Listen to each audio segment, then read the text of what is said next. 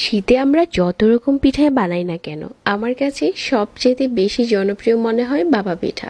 পিঠা বানানোর আগে আমি নারিকেলটা কুড়িয়ে নিচ্ছি। নারিকেলটা কুড়ানো হয়ে যাওয়ার পর গুড়টা এভাবে করে ছুরি দিয়ে কেটে নিচ্ছি। আমি এখানে 3 কাপ ভেজা চালের গুঁড়া নিয়েছি। তারপর এখানে স্বাদ মতো লবণ দিয়ে দিচ্ছি। লবণটা মিশিয়ে নেওয়ার পর অল্প অল্প করে পানি দিয়ে একটা ঝরঝরে গুলা তৈরি করে নেব। একটা চালনিতে নিয়ে চেলে নেব। আর পিঠাগুলো বানানোর জন্য এরকম ছোট ছোট স্টিলের বাটি নিয়েছি। চেলে নেওয়া গুঁড়িগুলো বাটির উপরে বসিয়ে দিয়েছি আর পছন্দ মতো গুড় আর নারিকেল দিয়ে সাজিয়ে দিচ্ছি। উপরে আরো কিছু গুঁড়ি দিয়ে দিচ্ছি। রেগুলার যে ভাত রান্না করার পাতিল থাকে, আজকে আমি ওই পাতিলটা নিয়েই পিঠাটা বানাবো। তারপর এই পাতিলের মুখে নিট বেঁধে নিচ্ছি। তারপর পাতিলটাকে চুলাতে বসিয়ে দিয়ে পর্যাপ্ত পরিমাণের পানি দিয়ে দিচ্ছি। পানিটা এখন ফুটে গেছে। গরম থাকা অবস্থায় আস্তে করে বাটিটা উঠিয়ে নিতে হবে। তো এভাবে করে আজকে সবগুলো পিঠা বানিয়ে নেব।